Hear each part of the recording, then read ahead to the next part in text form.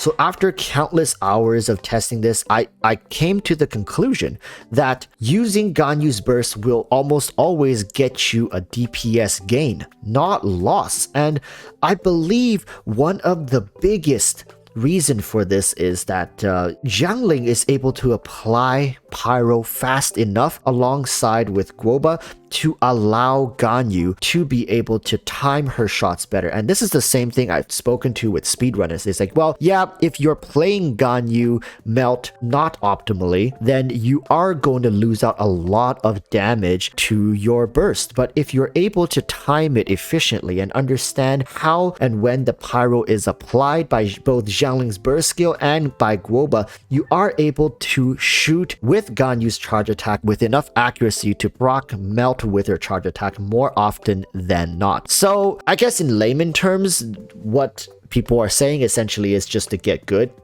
I mean, there's no really better way to sugarcoat this. People keep thinking MELT Ganyu is this easy comp where you just go in and charge attack with Xiangling Burst, but truly, at the peak of its potential here is you have to incorporate Ganyu's burst skill. Essentially, a lot of the speedrunners have been saying the problem with the Ganyu MELT team is actually not whether or not you want to use Ganyu's burst or not. The problem with Ganyu MELT team to get more damage is actually Zhongli. And here is another thing I need to let you guys know. Nowadays, people who are really pushing the limits of what's possible in Genshin speedrunning and just upper limits of character combinations all say that they really wish they can take Zhongli out of a lot of these teams and then swap him in with something like Kazuha or something like a Shenhe nowadays, right, for someone like Ganyu. But for Ganyu specifically, getting that shield is very valuable unless you're willing to sit through a dozen hours of speedrunning certain things to make sure you never get hit by anything, nothing ever gets interrupted. Having that shield does save you a lot of time at a damage loss. So overall, I want you guys to understand, for when you're playing MELT Ganyu, just have a little bit more patience. Try to understand the intricacies of this particular comp a little more. And when I say intricacy, I'm really trying to let you guys take a closer look. How many times does Guoba spit fire? At what intervals does he spit fire? What about Xiangling's burst? How long does the burst take to make one full rotation? And now combine that with how long does it take for Ganyu to charge up or charge attacks. Once you get this down, kind of with an internal timer of your own, you'll quickly start to realize that the burst here is really not the problem, and it's not taking away damage at all. As you guys probably saw in my demonstration, I was able to land back-to-back charge shots, which also procced MELT, easily hitting over 100k damage. And you guys can do that too. My Ganyu is level 80. Her artifacts are like, yeah, it's decent, but it's not the best. And the only thing you can say that is somewhat whale-ish for this Ganyu is her Amos bow. And you know, I've met free-to-play players who has more refinements on their Amos bow. I'm not saying Amos bow is a free-to-play weapon. I'm just saying, right, to achieve these numbers, to get this effect, you don't need fancy setup for your Ganyu. And my Ganyu being at C0 is the perfect example, because